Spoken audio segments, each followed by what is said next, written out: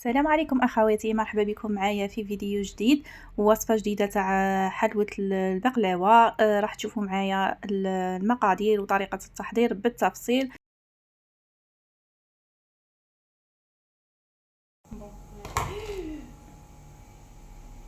فوت لكم اللقطه تاع كيفاش يكونوا كواليس وكيفاش نتعب فيهم. ان شاء الله ديروا جيم بارطاج ودعم للقناه باش هكا يوصلكم الوصفات في الحين.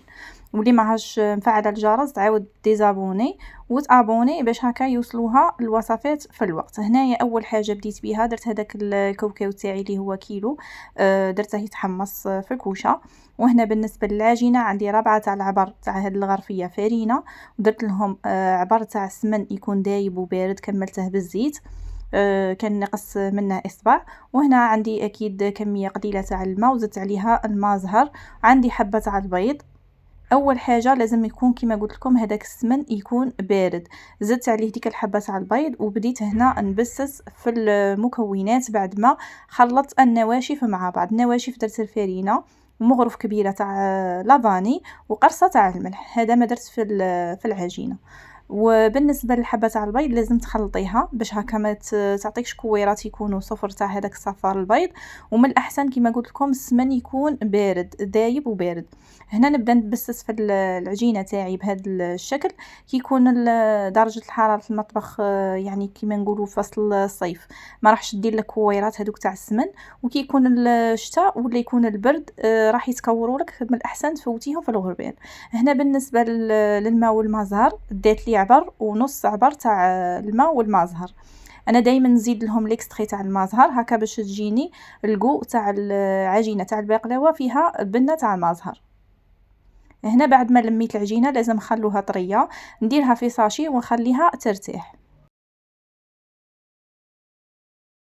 وهنا بالنسبة للكاوكاو راح نخليه بالقشرة تاعه فقط، هكا نقلع منه شوية تاع القشور، نخلي جزء ابيض وجزء لازم يكون بالقشرة ونفوته في الاشوار بهذه الطريقة. هنا انا الكاوكاو خدمته كاع بصح هاد المقاس ولا هاد المقادير اللي نخدم بيهم عفوا غادي ندير بيهم العبر تاع هاد الكاس اللي قاع على بالي عندكم. تقريبا راح يدي لي 5 كيسان. ندير عليه السكر تقريبا كاس ولافاني ونرش بالماء زهر. الماء زهر ما لازمش تكثروا بزاف. دوك نخبركم الطريقه كيفاش تعرفوا باللي الكاوكاو تاعكم تاع البقلاوه راه واجد. هنايا عندي الماء زهر وليكستري تاع الماء زهر دائما نديره. اللي عندها الماء زهر يكون الكو تاعه قاطع تستغنى على ليكستري. هنا نبدا نرش فيها فقط بالاصابع ونلمد فيها كي تحصلوا على هذا الشكل. كي تبقى يعني تتلم وتعاود تتفركت هاد الخليط اللي يجي داير كي الطعام تاع الكاوكاو تما صايره كيف القوام المناسب. بالنسبه للعجينه خليتها ارتاحت مليح، شوفوا كيفاش تجي حكمت روحها وعطاتنا عجينه تكون طريه بزاف. هنايا راح نقسم الطبقه السفلى ل5 قطع والطبقه العليا ل6 قطع. انا هذا هو التقسيم تاعي. كاينه اللي تستخدم الميزان، كل وحده والطريقه تاعها. انا الطريقه تاعي هذه اللي موالفه نخدم بها والتوريق تاعها باليد وتجي ناجحه ومرقه. دوك تشوفوا في نهايه الفيديو. هنا باش نفرق بين الطبقه الاولى والثانيه، هذوك ال5 كريات نديرهم في ساشي وحدهم وهذوك ال6 ثاني نديرهم في ساشي وحدهم باش نعرف الطبقات. لازم العجينه تاعك ترتاح مليح باش تتحل بالحلال. وما لازمش نكثروا لها كيما شفتوا معايا المايزينا. هذا هو العبر اللي استعملته تقريبا نص غرفيه باش حليت بها الكريه تاع العجينه. بالنسبه للبلا اللي راح نستعمله هو 30 على 24. هذا هو المقاس اللي درته لكم 30 على 24. نبدو بالطبقات السفليه. بما انه البلا تاعنا هذا النوعيه غادي ندير له مغرف تاع السمن وندهنه من الاسفل. نبدا نحل في الطبقات. هنا باش ما تستهلكوش بزاف المايزينا استعملوا هذه الطريقه. ندير الساشي ونستعمل رشه خفيفه تاع المايزينا. هنا باش ما نكثروش المايزينا. المايزينا تعطينا شهوبيه للبقلاوه تاعنا وتنشف لنا العجينه تولي كي طيب تولي يابسه. فهذه الطريقه هي احسن حل باش تنقصي على روحك النشا. هنايا لازم ديري هاد الساشي وبلا ما تستغني على النشا لانه هي اللي تورق لك الطبقات. نديرو رشه خفيفه فقط ونبدو نحلو في الطبقات ونحطهم فوق بعضهم بلا ما ننسو بين الطبقات هذيك الرشه الخفيفه تاع المايزينا.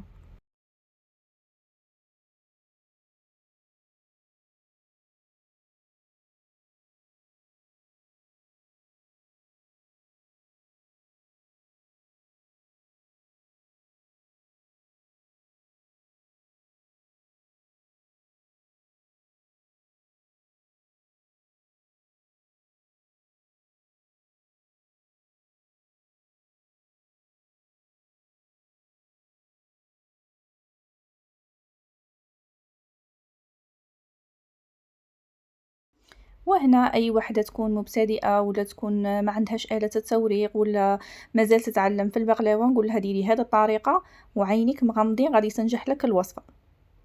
اذا قلت لكم نورق هذه الطريقه غادي ما تدي لكمش بزاف المايزينا، ونديروا رشه خفيفه تاع المايزينا كيما هكا. ولازم ترقي العجينه تاعك بهذا الشكل. هنا كي تكون العجينه مرتاحه غادي غير ديري الرولو غادي تجي يعني تساعدك في الخدمه.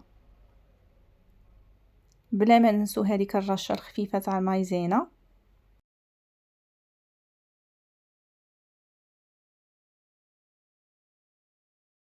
وبالنسبه للبديه بديت بالطبقات السفليه اللي فيها 5 تاع القطع، وكل وحده وطريقه تاعها. كاينه اللي تستعمل 6 قطع من الاسفل ومن الاعلى، وكاينه اللي دير العكس، دير 6 من الاسفل و5 من الاعلى، كل وحده وطريقتها.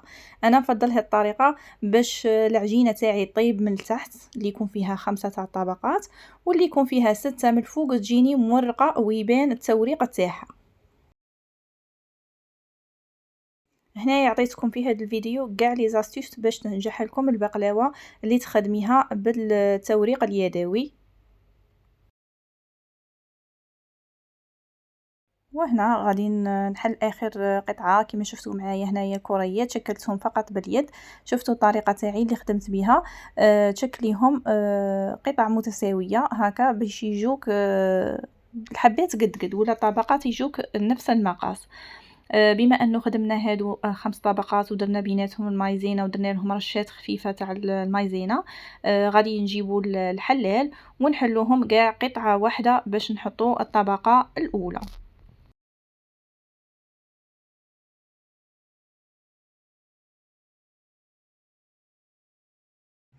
هنايا تجيبي الحلال بهذه الطريقه وتشكليهم على حساب المقاس تاع البلا. كيما انا هاد المقادير تاع اللي استخدمتهم قلت لكم ديروا لي المقاس تاع 30 على 24.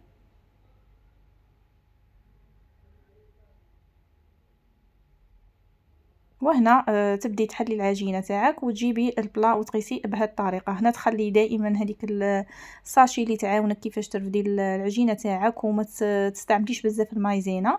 نحطها بهذه الطريقه ونبدا نقلع في هذيك الساشي ونسقم لها الحواف باش ما تجينيش يعني الحواف تجيني ناقص في العجين. لازم تدخليها كيما هكا بهذا الشكل.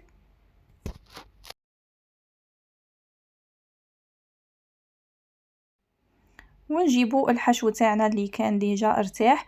اذا شفتيه خاصه المزهر ولقيتيه تشرب هذاك المزهر تقدري زدت له رشه خفيفه تاع مزهر. وبديت نعبر بالكاس اللي على بالي كاع عندكم هكا باش تعرفوا العبر. درت تقريبا 5 تاع الكيسان وزدت 2 مغارف في الاخير باش بلعت بهم هذوك الحواف اللي يجوا خاويين في القنوته. ونجيبو كوبات ولا اي حاجه ولا مغرف ولا ما نضغطوش عليها، فقط نسقموا لها السطح تاعها. وهنا نجي للطبقات اللي غادي نديرهم من الاعلى. غادي ندير 6 طبقات نحلهم بنفس الطريقه كما قلت لكم، شويه مايزينا ونديرو ساشيه باش هكا ما يجوناش الحبات تاع العجينه ولا الورقات تاع العجينه ما يجوناش مشربين بزاف بالمايزينا وما ينشفوناش كي نطيبوهم.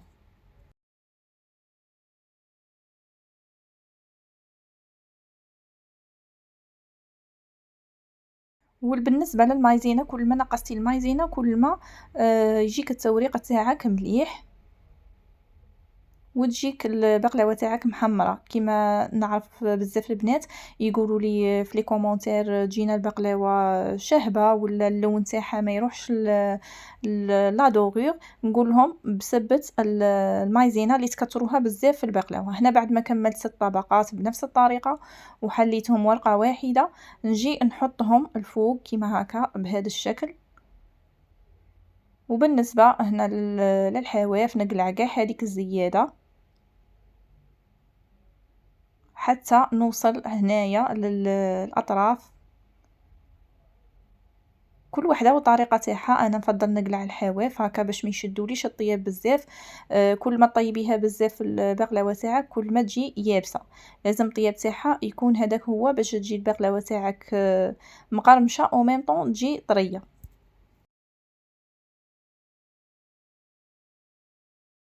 وهنا جيبي اي حاجه اللي تقيسي بها، وكاينه اللي تستعمل فقط عبر عينها ميزانها. انا نستخدم هذاك المول اللي نخدموا به المقروط ونعبر به باش ندير هاد المكعبات ولا المربعات ولا كل واحد كيفاش يسميهم.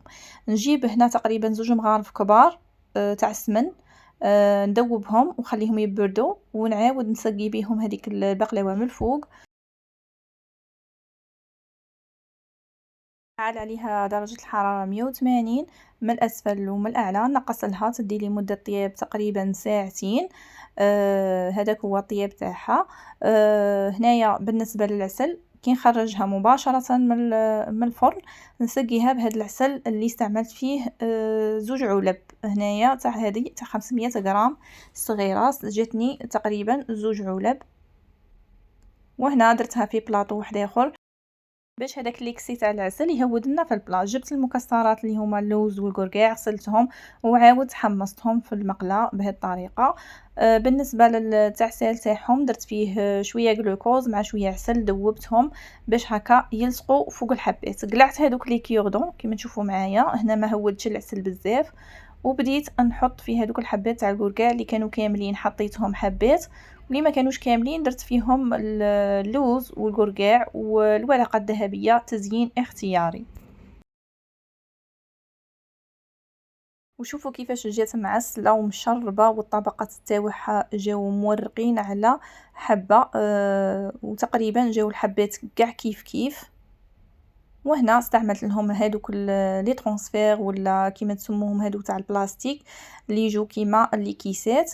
ولي كيسات نستعملوا هاد النوعيه اللي ما يجوش دونتيل هكا باش نتفادوا يتعسلوا لنا في البلاطو. ولي شيت ما قعدوليش بزاف كيما قلت لكم انا كاع لي شيت نقلعهم خلي فقط حاجه قليله. وهنا بالنسبه للتستاف نديرهم في علبه تكون تتبلع باش يشدوا مده طويله هكا ما يبسولكش وما يضيعولكش. وبالنسبه للتقديم تاعهم هذا هو تقديم تاعهم، جاو مورقين وشكل تاعهم